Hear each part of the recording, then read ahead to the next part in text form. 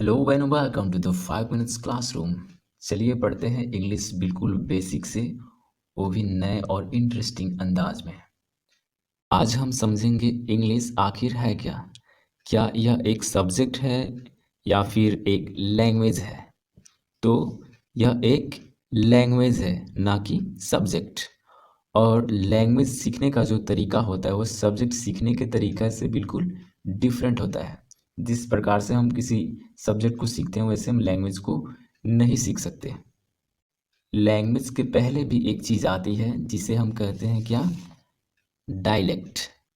Dialect जिसका हिंदी होता है बोली, यानी कि डायलेक्ट वह एक भाषा है जो कि किसी एक छोटे से क्षेत्र में, किसी खास क्षेत्र में बोला जाता है। फॉर एग्जाम्पल जैसे भोजपुरी, मैथिली, ब्रज एट्सेट्रा, ये सब क्या है? बोली है, जिसे हम इंग्लिश में डायलेक्ट कहते हैं। वही लैंग्वेज जो होता है एक बड़े एरिया में बोला जाता है। अगर लैंग्वेज की डिफिनीसन देखें तो it is a medium through which we exchange our thoughts, ideas, feelings, etc. in words। यह एक माध्यम है जिसके द्वारा हम अपने थॉट्स यानी हम अपनी सोच, विचार और फीलिंग्स को क्या करते हैं? एक्सचेंज करते हैं, यानी कि आदान प्रदान करते हैं। कैसे? तो शब्दों में यानी वाक्यों में। वैसे इंग्लिश भी पहले डायलेक्ट हुआ करती थी। जब इसकी शुरुआत 5वीं शताब्दी यानी आज से लगभग 1600 वर्ष पहले, लेकिन आज ये लैंग्वेज हो गई है, न कि लैंग्वेज बट यह एक ग्लोबल लैंग्वेज हो गई है। वैसे हम इंग्लिश की हिस्ट्री के बारे में जानने की बात कर रहे हैं तो वो टॉपिक जो होगा थोड़ा लिटरेचर से रिलेटेड हो जाएगा और शायद आपको इंटरेस्टिंग भी ना लगे। सो हम इंग्लिश की हिस्ट्री के बारे में ना जानकर कुछ उसके इम्पोर्टेंस फैक्ट और पॉइंट्स को जानेंगे। तो चलिए सबसे पहले हम जानते हैं इंग्लिश आखिर है क्या। ये सबसे पहले हम इंग्लिश की परिभाषा यानी डिफिनीशन समझते हैं। पहला पॉइंट है, it is a language which is spoken across the world. यह एक भाषा है जिसे पूरी दुनिया में बोली जाती है। That's why it is called a global language और एन इंटरनेशनल लैंग्वेज। और यही कारण है कि इसे ग्लोबल यानी कि वैश्विक भाषा या अंतर्राष्ट्रीय भाषा भी कहा जाता है। पॉइंट समझते हैं। It is mixture of many languages like British, German, Latin, Greek, Spanish, French, फारसी, अरबी, हिंदी, संस्कृत एट्सेट्रा। यानी जो इंग्लिश लैंग्वेज है वह इकलौता अपने में सफिशिएंट लैंग्वेज नहीं है। वह इंग्लिश जो है बहुत सारे लैंग्वेज को मिक्स करके फिर बना है।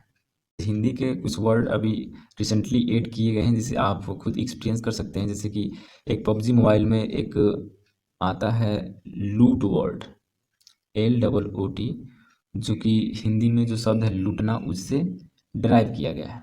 वैसे trigonometry. Next point, father of English Geoffrey Chaucer. ये फादर ऑफ इंग्लिश भी हैं as well as father of English poetry के भी पिता हैं Geoffrey Chaucer. The next one, father of English grammar Lindley Murray. First dictionary of English जिसे लिखा गया था सैमुअल जॉनसन के द्वारा 1755 में इसे पब्लिश किया गया था, जिसमें लगभग 40,000 वर्ड्स थे। First English newspaper Oxford gadget. Gadget gadget का मतलब होता है राजपत्र, राजपत्र या फिर। Next point, first English newspaper in India, यानी भारत का जो पहला इंग्लिश न्यूज़पेपर था वो कौन था? Next point, first English newspaper in India, यानी भारत का जो पहला इंग्लिश न्यूज़पेपर था वो कौन था? Hicky's Bengal gazette. ये इंडिया का पहला इंग्लिश न्यूज़पेपर था जिसे अगस्टस हिक्की के द्वारा एडिट किया गया था।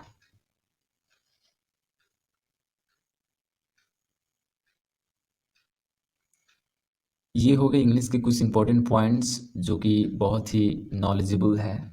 चलिए इसके बाद हम समझते हैं what is the right way to learning any language, यानी किसी भाषा को पढ़ने का, समझने का, सीखने का जो अच्छा तरीका होता है, जो राइट तरीका होता है वो क्या है।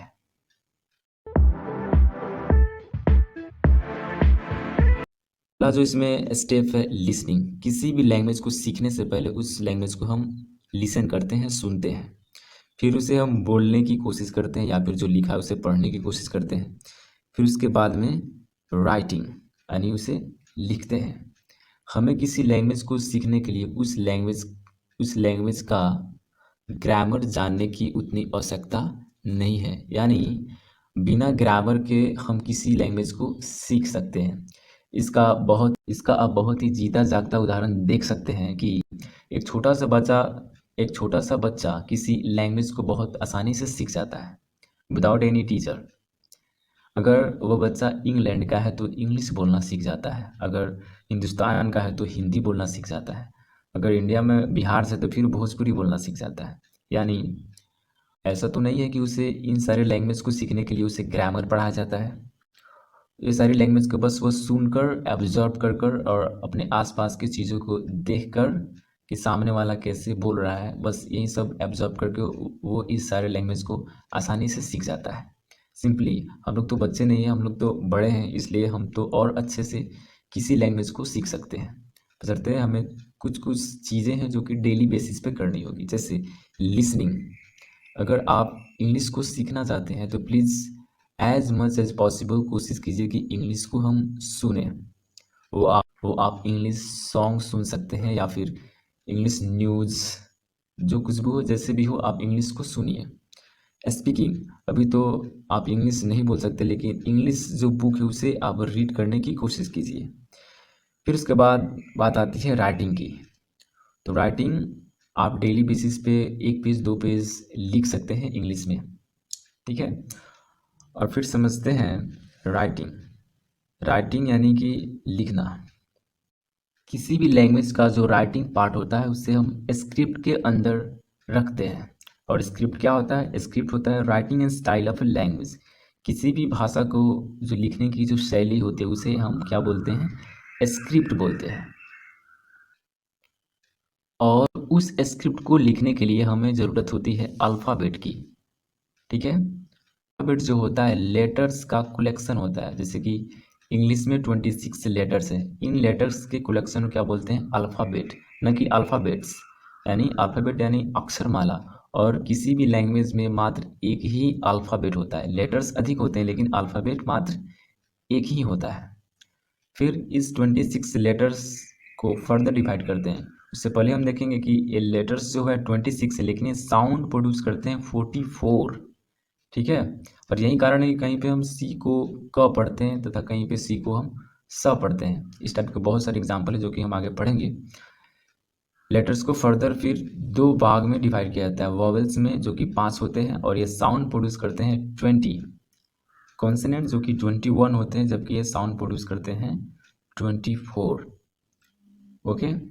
और अब हम इसे यहीं तक छोड़ते हैं और कुछ अपने स्ट्रेटजी को समझते हैं जो कि हम इस सीरीज में यानी इस कोर्स में हम पढ़ने वाले हैं।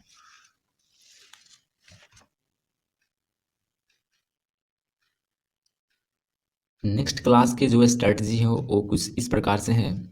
सबसे पहले हम जानेंगे लेटर्स, यानी इसके नेक्स्ट वाले वीडियो में हम जानेंगे लेटर्स एंड देयर प्रोनाउंसिएशन। यानी जो 26 लेटर्स हैं और 44 साउंड प्रोड्यूस करते हैं उन सारे साउंड्स को हम पढ़ेंगे, कहाँ पे किसका क्या साउंड आएगा। जैसे कि यहाँ पे सी एल, यहाँ पे सेल पढ़ते हैं, सी ए डबल यहाँ पे हम कॉल पढ़ते हैं, तो यह क्यों होता है इसके बारे में जानेंगे।